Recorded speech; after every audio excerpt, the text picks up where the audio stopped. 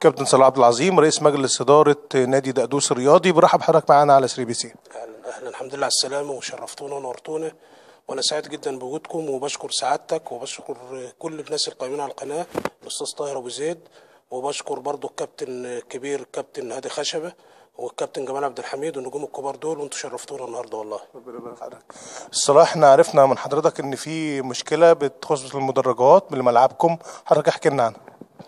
انا بس يعني في عجاله سريعه كده برضو احب اوضح ان نادي دقدوس دي اتعمل من عدم.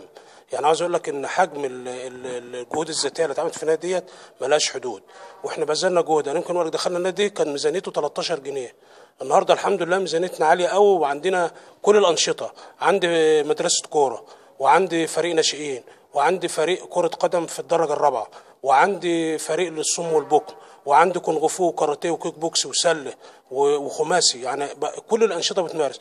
المكان ده فيه عجاله والله العظيم ثلاثه، كان عباره، مش عاوز اقول يعني سوري في اللفظ، كان عباره عن بركه. النهارده الحمد لله انت زي ما سيادتك شايف كده، عندي مبنى على اعلى مستوى، عندي صاله جيم فوق على اعلى مستوى، يمكن من احسن الصالات في الدهليه. عندي الملعب الدقدوس النهارده بيخدم فرق كتير جدا. يعني بيلعب عليه نادي زفت الرياضي، ولعب عليه متغمر، ولعب عليه ودماس بتلعب عليه، وفريق نادي دقدوس.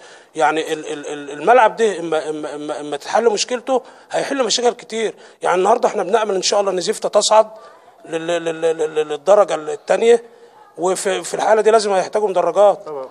فده هتخدم كل منطقه، ومتغامر نفس الحكايه هتحتاج مدرجات.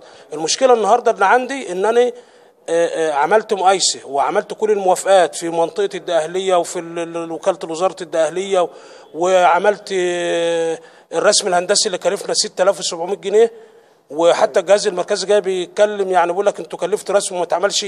ما انا عاوز اعمل اهو، ما انا بعمل خطوه. قدمت الرسومات دي للوزاره؟ قدمت الرسومات وكانت في الاداره المركزيه، وبرضه قعدنا نسعى ورحت الوزاره كذا مره، وجي الكابتن عبد الناصر زيدان برضه سجل عشان مدرجات هنا، وجمال ابو المكارم المخرج جه وسجل عشان الموضوع ده. والموضوع دلوقتي في مكتب السيد الوزير، موضوع المدرجات ده هتنقل نادي دقدوس نقله كبيره جدا، لان هيتعمل تحت منها في الرسم الهندسي 20 محل على جسر النيل. المحل هيتاجر بشيء وشويات، يبقى في دخل كمان للنادي من المدرجات. من دخل كبير جدا. المدرج والمحل عندي 20 محل على جسر النيل، دول المستاجرين اللي هيتعمل عليهم مزاد هنقيهم، هيبقى حاجه على مستوى عالي وهتخدم النادي. النهارده انا بصرف بس كل شهر مش اقل من 20 25 الف جنيه على الفرق والاداريين والجهاز الفني والاداري والفرق، كل ده بيصرف. طب اجيب منين؟ انا النهارده عملت محلات برضو باخد منها، عندي صاله الجيم باخد منها، عامل قاعه افراح على اعلى مستوى برضو باخد منها ان شاء الله. بس ان احنا نعمل حمام سباحه تدريبي، بس تدريبي في الناحيه الثانيه، واتكلمت فيه برضو في القناه اللي هي كره بلدنا مع الاستاذ عبد الناصر زيدان. فطبعا انا نفسي الحاجه ديت يعني نعملها، واحنا بنبذل جهد. احنا بذلنا جهد في المكان ده ربنا اعلم بيه والله العظيم، 3 ليل ونهار شغل في هذا المكان.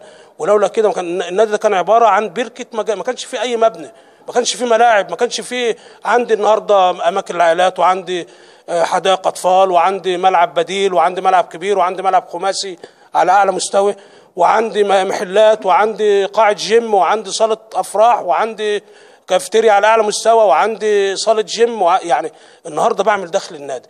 فالنهارده ان ال 20 محل اللي تحت المدرجات دول، اولا الملعب ده بيخدم المنطقه كلها. يعني النهارده لما تلعب عندي زفته ومتغامر ودماس ودقدوس، يعني عندك 4 فرق.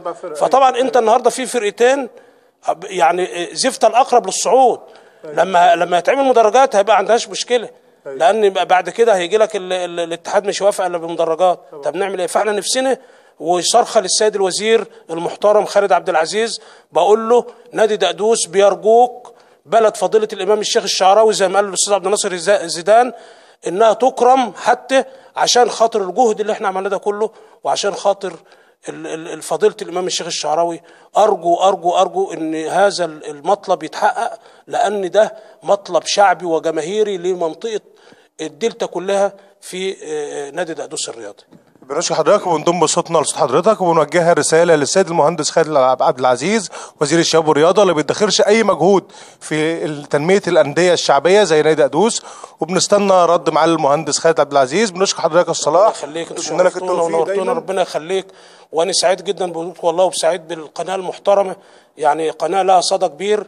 وببعث تحيات تاني لحضرتك وللكابتن هادي خشبه وللكابتن جمال عبد الحميد والكباتن الكبار دول والاستاذ طاهر ابو زيد اللي هو رئيس القناه. احنا بنشكركم وانتم شرفتونا ونورتونا والله. شكرا يا فندم، بنشكرك. الله يخليك.